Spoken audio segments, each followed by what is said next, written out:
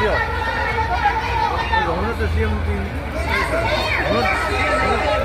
1700. That's 5 toch dollar. Nee, agreed. Ja, Philip, it's $30.